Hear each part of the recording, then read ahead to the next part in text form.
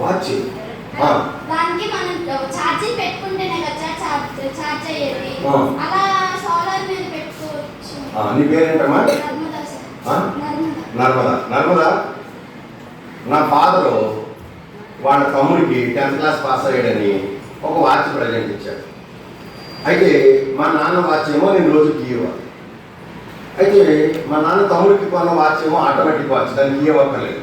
నేను అడిగాను, చిన్నాన్న నీ వాచ్ కీ ఇవ్వకుండా ఎలా తిరుగుతుందని అడిగాను. ఒరే నీకన్నా అనవసరం, అది కీ ఇవ్వక్కర్లేదు, మీ నాన్న వాచ్ రోజు చేస్తున్నాను, నా వాచ్ ఇస్తున్నావు ఏంటి అన్నాడు. ఆ రోజు రాత్రి నిద్రపోకుండా మా చిన్నాన్న కొత్త వాచ్ పాపం 2 రోజులు అయింది కొనుక్కుని దాన్ని సుత్తెట్టి కొట్టి, మరి అంటే కదా తోడు మ్యాన్ నేను చిన్నప్పుడు. ఓకే, దాన్ని కొట్టి ఏం చూశానంటే లోపల వీల్స్ ఉన్నాయి, అది తెలిసింది నాకు. అంతమించి ఏం ఆన్సర్ దొరకలేదు. ఓకే, కానీ రీసెంట్గా మా అబ్బాయి అమెరికా వెళ్ళాడు, 4 ఏళ్ళు అయింది. వాడు ఇండియా వచ్చాడు. వచ్చేటప్పుడు వాచ్ పట్టుకు వచ్చాడు. బట్ నాకు తెలుసు నేను ఎవరి దగ్గర ప్రజెంట్ మా పిల్లలు చుట్టాలు పట్టాలు ఎవరి దగ్గర ఏం తీసుకోనో తెలుసు. నాన్న నీకు వాచ్ కొనుక్కొచ్చా, నాకు ఎందుకురా అన్నాడు. లేదు, నా చిన్నప్పుడు క్వశ్చన్ అడిగావు కదా ఆటోమేటిక్ వాచ్ ఎలా తిరుగుతుందని, ఇవి చూడు కనిపిస్తాయి లోపల ఆటోమేటిక్ ఎలా తిరుగుతాయో అని కొత్తగా నా చేతికి పెట్టేసి వెళ్ళిపోయిన తర్వాత నేను అందరి పిల్లలకి చూపిస్తున్నాను. మన్నాడు స్కూల్లో రకరకాల స్కూల్కి వెళ్ళి చూడండి రా ఆటోమేటిక్ వాచ్ ఎలా పనిచేస్తాయో అని అందరికీ చూపిస్తున్నాను. ఒకసారి నీలాంటి పిల్ల ఏమందంటే, సార్ సూపర్ సార్, మీ అబ్బాయి సూపర్ సార్ అంది. ఎందుకన్నా, సార్ మీరు అడిగిన క్వశ్చన్ ఎక్కడ ఉంది, ఆటోమేటిక్ వాచ్ ఎలా పనిచేస్తని ఆన్సర్ ఎక్కడ ఉందండి. ఓహో, నాకు తెలవకుండా మా అబ్బాయి ఆన్సర్ ఇక్కడ కింద పెట్టాడనమాట అనుకుని నేను వెంటనే ఫోన్ చేసి, ఒరే రవి ఏం మంచి ఆలోచన చేసేవాడు నువ్వు, పైన క్వశ్చన్ కింద ఆన్సర్, అబ్బా సూపర్గా ఆలోచించావు నాన్న, కింద ఆన్సర్ ఏంటి అన్నాడు. అంటే నీకు కూడా తెలవదా అన్నాడు. అవును నాకేం తెలవదు, నీకు ఎంత చూడలేదు అన్నాడు. అయితే నీకు ఇప్పుడే కొరియర్ పంపిస్తాను నీకు చెప్పా. కానీ నిజానికి చెప్పాలి, చూడు ఎలా తిరుగుతుందో ఏ పక్కకి గ్రావిటీ. అందుకని గ్రావిటీ అనే ఆన్సర్ చెప్పారు ఎవరు నాకు, ఒక అబ్బాయికి అన్ని భిన్నమైన ఆన్సర్, చాలా ఖతర్నాక్ ఆన్సర్. ఆ ఆన్సర్ నేనే అది మైండ్లో గుర్తుపెట్టుకున్నా. సో గ్రావిటీతో పనిచేస్తుంది ఆటోమేటిక్. నెక్స్ట్ క్వశ్చన్ కూర్చో, నెక్స్ట్ క్వశ్చన్ దాన్ని ఆఫ్ చేసి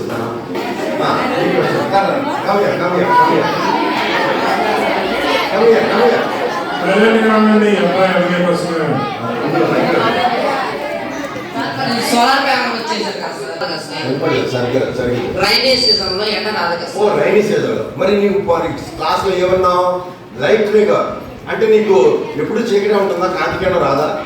రైనీ సీజన్ లో చీకటి ఉంటుంది సార్. అదే రైనీ సీజన్ మొత్తం అంతా చీకటిగానే ఉంటుందా?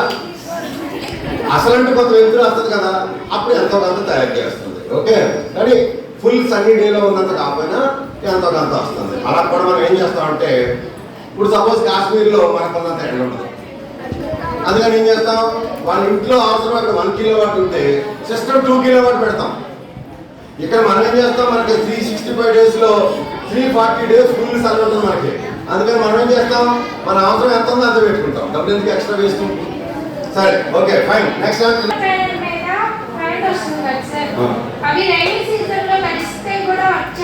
ఇవన్నీ వాటర్ ప్రూఫ్ నాన్న. మంచి క్వశ్చన్, ఎక్సలెంట్ క్వశ్చన్. ఇదేంటో దీని మీద పడుతుందా, ఇవన్నీ వాటర్ ప్రూఫ్ అమ్మా. ఈ కంటిన్యూస్గా వర్షాలు ఏమవ్వదు, ఇంకా మంచిది ఇల్లు కష్టంతో కొట్టుకోవచ్చు. Okay, so My name is Nana. I am studying 9th class in JPHS Mukdevi. ఈరోజు మనకి మన స్కూల్లో ATL ల్యాబ్లో జరిగిన సోలార్ ఎక్విప్మెంట్స్ గురించి శ్రీనివాస్ సార్, శేషగిరి సార్ మనకి చాలా విషయాల్ని చెప్పారు. అందులో మార్నింగ్ సెషన్లో చెప్పిన ఏంటంటే టైప్స్ ఆఫ్ ఎనర్జీ గురించి, అలాగే పవర్, వోల్ట్స్, వాట్స్ వీటి గురించి చెప్పారు. ఇవి ఏంటంటే ఎక్కువగా ఫిజిక్స్ రిలేటెడ్గా ఉన్నాయి. నాకు ఇది ఇంట్రెస్టింగ్గా అనిపించింది. అండ్ ఈ ఆఫ్టర్నూన్ సెక్షన్లో ఏంటంటే శ్రీనివాస్ చేసిన ఇన్వెన్షన్స్ వాళ్ళు ఎలా చేశారు, వాటి వెనక ఆయన ఎంత హార్డ్ వర్క్ చేశారు అనేది చెప్పారు. వీటి వల్ల యూజెస్ చెప్పారు. ఇది అందరికీ చాలా యూజ్ అయ్యేటట్టుగా ఉంది. బట్ నాకు వచ్చిన ఒక డౌట్ ఏంటంటే, సోలార్ ప్యానెల్స్ అనేవి అన్ని రంగాల్లో యూజ్ చేస్తున్నారు, బట్ అగ్రికల్చర్ విధంగా ఎలా యూజ్ చేయొచ్చు?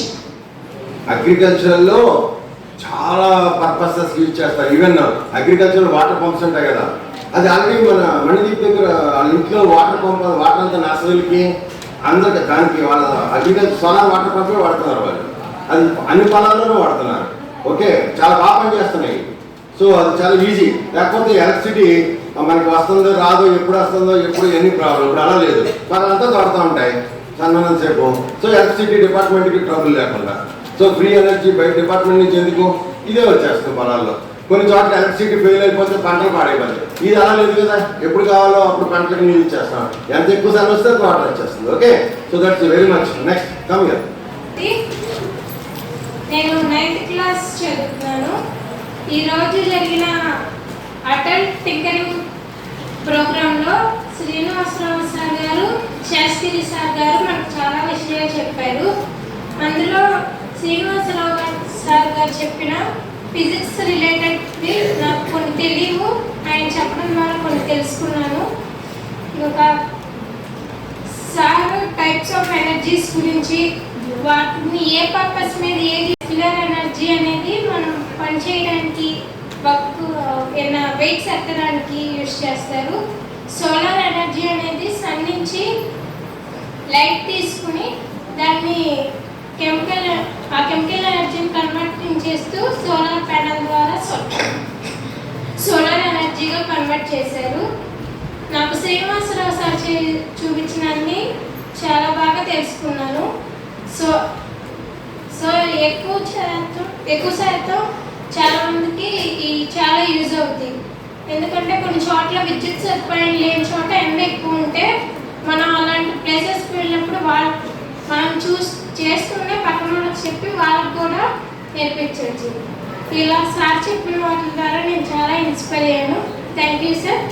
Thank you for giving this opportunity.